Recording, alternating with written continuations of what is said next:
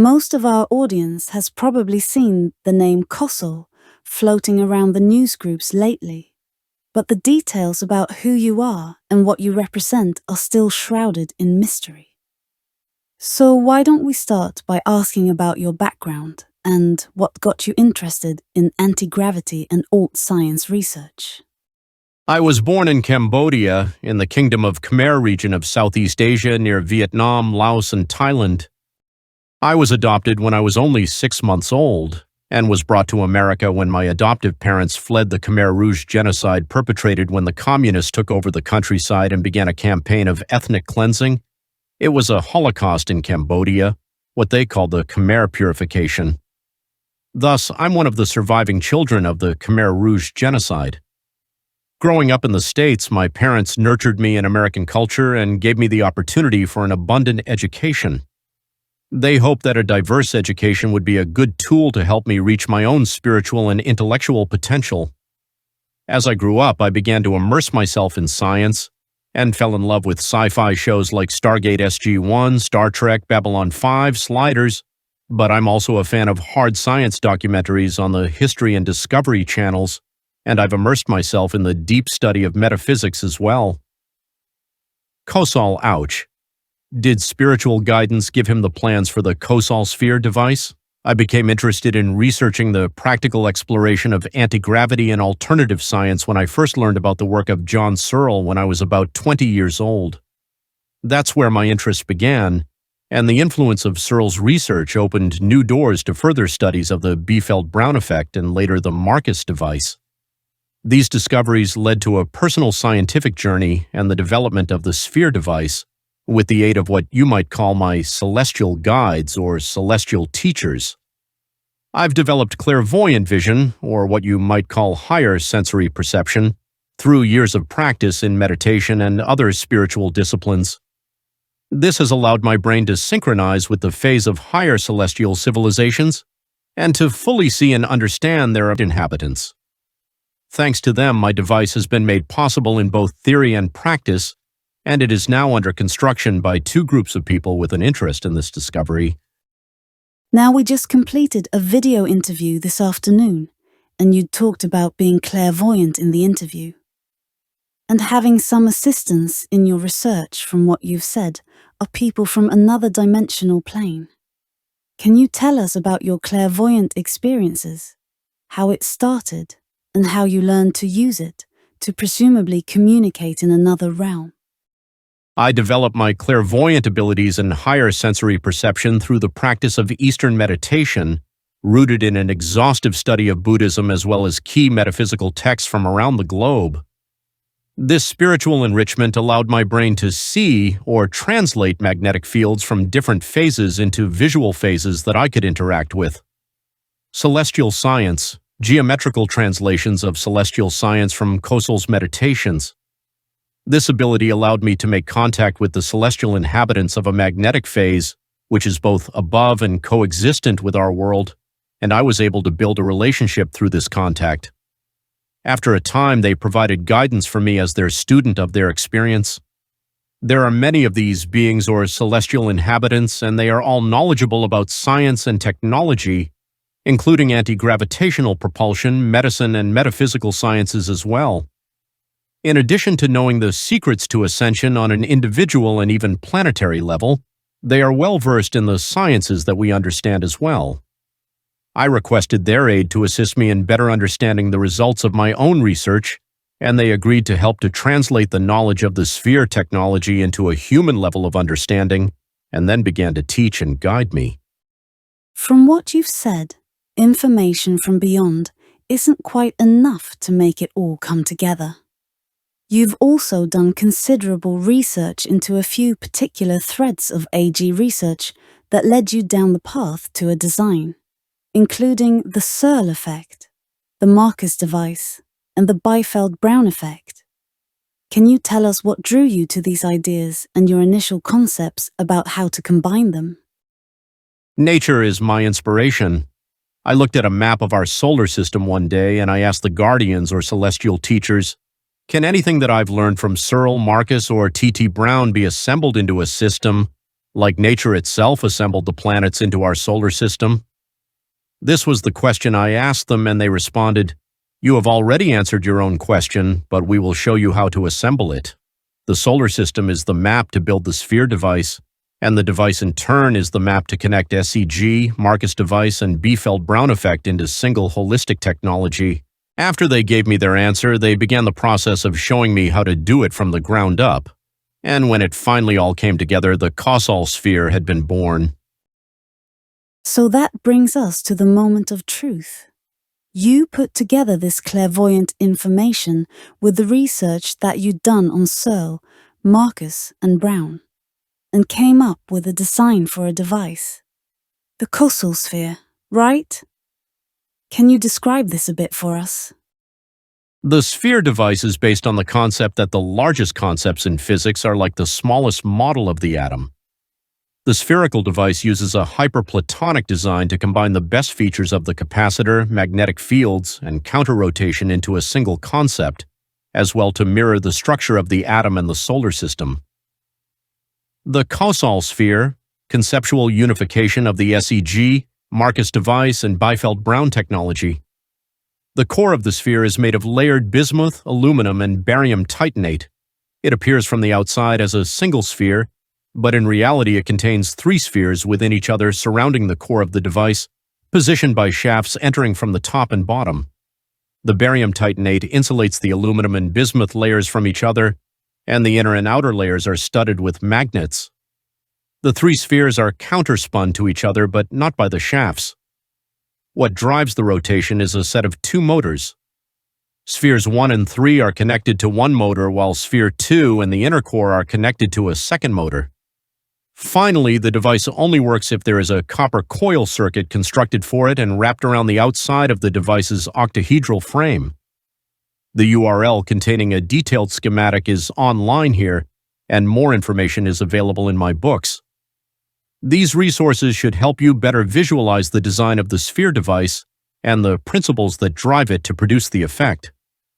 In addition to writing the book to inform and guide people who want to build the device, its sales help us raise funds to conduct further research and finish building our own prototype, as described in our newsgroup online. There are a lot of rumors floating around the newsgroups. Some say that you're talking to aliens, others say that you've built a working device, and there seems to be a lot of general confusion about the current state of the project. What can you tell us about the rumors? And is there a working prototype currently in existence? Aliens, I guess you could call them that because the celestial teachers are not from our magnetic density phase of vibration, but exist instead in another phase. In a sense, I must agree with that description of their being.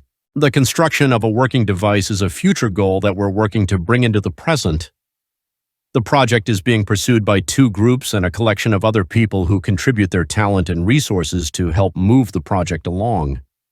One of the primary development groups is in Spain, and the other is in Italy. They are the teams physically constructing the Kosol sphere.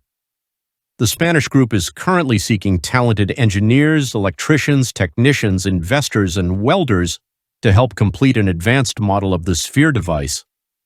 The Italian team is focused on a more simplistic version of the sphere based on the fundamental building blocks of the concepts I've derived. The aim of both groups is the completion of a working prototype, but it will require the talents of many and sufficient funding to complete our project. Thus, for the time being, we have a design concept and the wisdom of the celestial guides as the tools to help us build the Kosol sphere device. You know, I'm a big fan of Carl Jung's archetypes, and from looking at the schematics, this device certainly seems to not only draw from a number of well-known designs, but to also put them together into something that looks a bit familiar. You've said it resembles that transporter from the movie Contact. But to me it also looks a bit like the warp core from Event Horizon. Let's hope that it works like the former. So how did you arrive at this design in the first place? As I said before, my inspiration for this project came from a realization about the nature of the solar system, along with the guidance of the celestial teachers. It was through their knowledge that I realized how to integrate the three technologies, Searle, Marcus, and Byfeld-Brown, to create a design that realizes a truth present in both the solar system and the galaxy. The celestial guides gave me the vision to connect the dots and integrate the technologies that I've discussed into a new conceptual design for a practical device. So the core of the sphere is a composite, right? You've talked about having the Marcus stubs, small magnets, mounted on the core itself, which is a multi-layered composite of bismuth, aluminum, and barium titanate. How do these layered materials work together? And what do they do? The core is like a capacitor for magnetism. When it spins, the magnetism radiates and charge is strengthened in proportion to the magnetic field strength and rotation speed. The device further amplifies the initial effect as it propagates out through the three counter-rotating spheres and generates the associated torsion scalar fields. These fields in combination serve to synchronize the many phases of time, magnetism, the electric force, and gravity. They are unified into a single hyperphase. Effectively, this means that anyone in the proximity of the sphere during operation can and will physically interact with people from other phases and have the ability to travel vast distances in the mere twinkling of an eye. This is the wisdom and guidance provided to me by the celestial guides. From what you've described, I should note that the core isn't a solid like it was in the Marcus device. The core of the Kosol sphere is actually what you call a hypersphere, which means that it's actually a set of three counter-rotating spheres inside of each other, turned by a drive shaft running both in the top and out the bottom of the sphere. That's right, the device utilizes a nested configuration of a sphere within sphere 3 levels deep. This is at least our current configuration. The sphere can be more than 3 levels deep.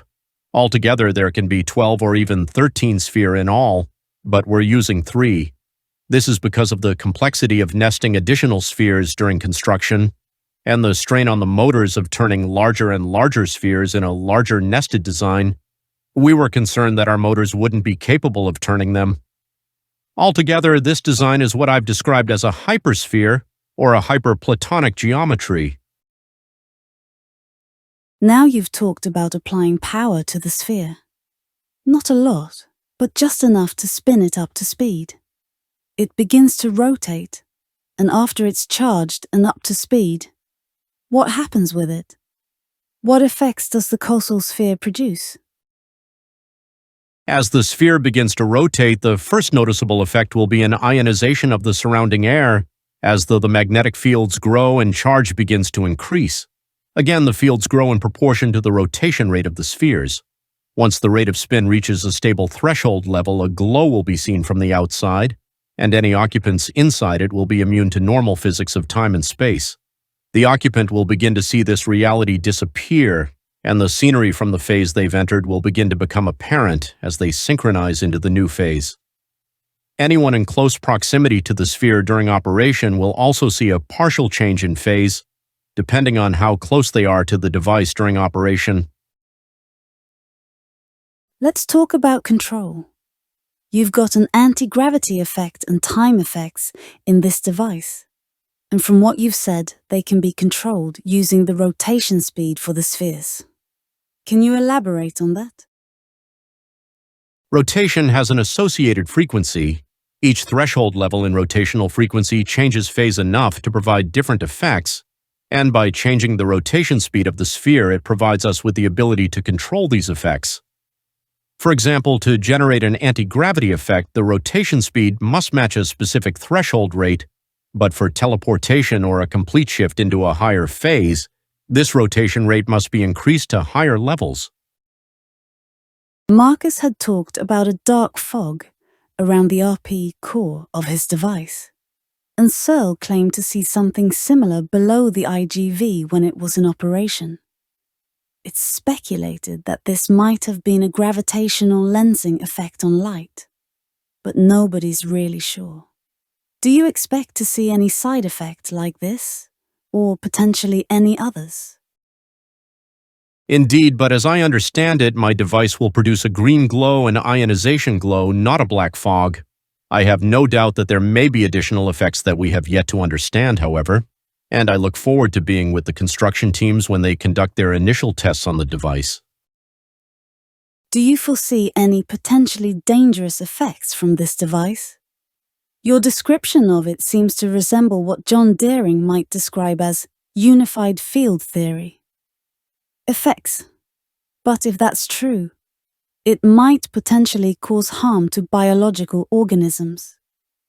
Do you foresee any dangers with this device during operation?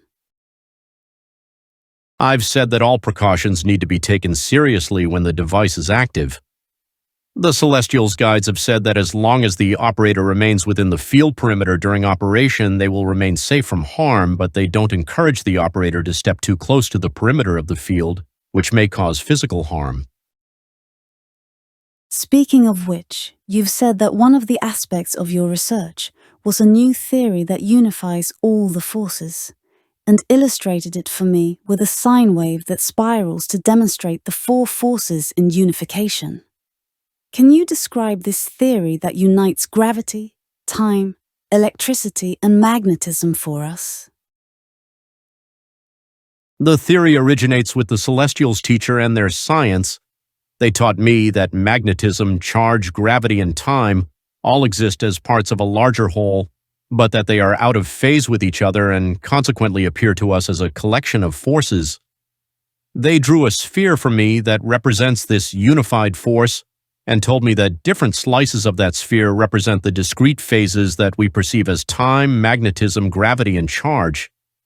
They drew the sphere to demonstrate that by rotating magnetism and charge at the same time, you can control time and gravity, and that by synchronizing the natural rotation between these forces with a counter-rotation from our device, all four forces are set in phase with each other and become a singular force that the operator of the device can control.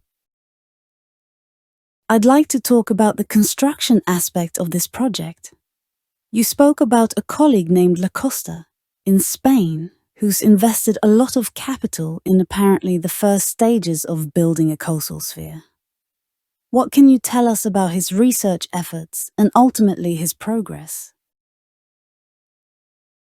Lacosta is the project leader for the group involved with building of the Kosol sphere device in Spain. He's busy recruiting technicians, engineers, investors, electricians, and welders.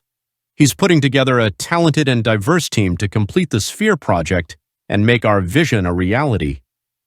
Lacosta helped create the 3D model of the sphere concept device, and he invested his own money into the project.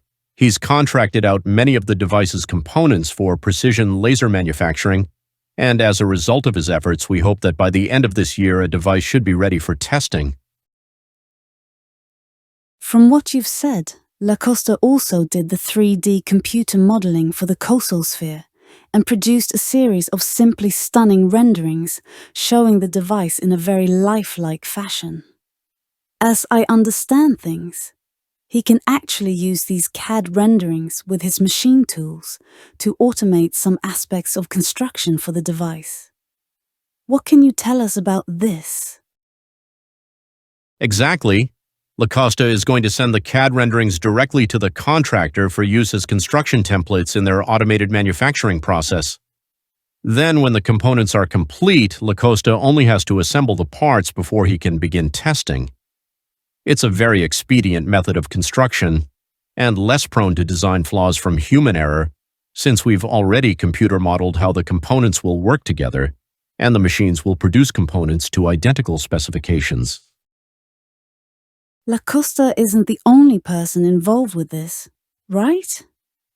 You'd mentioned a team of people involved with the construction effort, and I'd like to find out a bit more about who's assisting your efforts and how they're able to contribute. Vince is part of the team in Italy building the more simplistic version of the device. He also provided a great deal of assistance in designing the electronic circuitry and feedback loops to power the copper coil wound around the outside of the device. Their website is online here. Also, I should mention that you've got a Yahoo.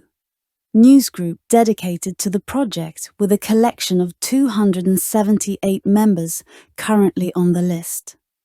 As I understand it, your early newsgroup work was in the A group, but you split off to form Kosol device in May 2005. Can you tell us about your early efforts in the newsgroups and what led you to form your own group? There were a number of members of Yahoo's A group who were very interested in the Kosol sphere concept, and some of the tensions that arose in the group eventually led us to break away and form Kosol device. This allowed us to focus our efforts in a dedicated forum on both the device's theory and beginning a construction phase to make the vision of this DV a reality. The newsgroup has allowed us to gather our talent and resources in a single forum to better focus our efforts without interruptions. Let's finish up with the book. You've published 3 of them, and you're selling them to raise money for the construction effort. What can you tell us about the books? Why should people buy them? And how many do you need to sell in order to finish construction of the prototype? I've published 3 books on this technology, which we hope to use in raising funds to complete the construction of the Kosol sphere device. The first book is called Stargate Ascension, and it is dedicated to harnessing the torsion magnetic field through a practice of focused meditation. This is something that I've researched and documented in my own studies, and also with the assistance of volunteers who work to develop higher sensory perception. These techniques help them to synchronize their minds with a higher phase that puts them into contact with the celestial teachers, helping them to find their true destiny in life. Supersphere, an exploded view schematic for a highly advanced Kosol sphere concept containing 13 spheres. The second book elaborates on the studies in the first book to provide more advanced techniques for meditation to develop higher sensory perception. Stargate Ascension, Kosol's first book. The third book deals with the theory, construction, and practical applications of the Kosol sphere device. It's a how-to book for constructing the sphere device and provides guidance and insight for other devices as well.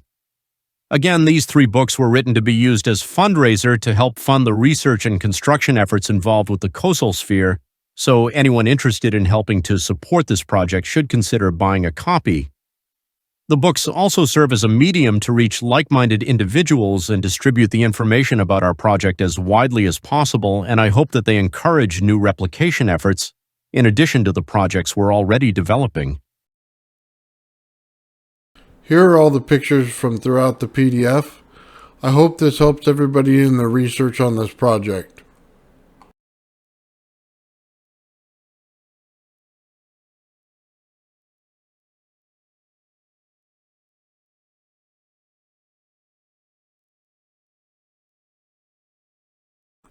Before we get out of here, I just want to let you guys know that I offer memberships on my channel now.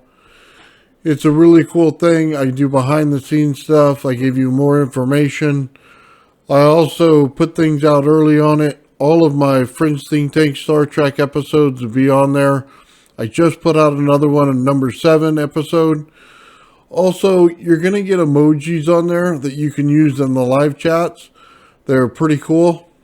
And as we grow our membership, I'll be able to put more emojis out there. Just a fun way to liven up the chat a little bit. Don't forget to like, share, subscribe, and comment, and have yourself a great day. Thank you very much.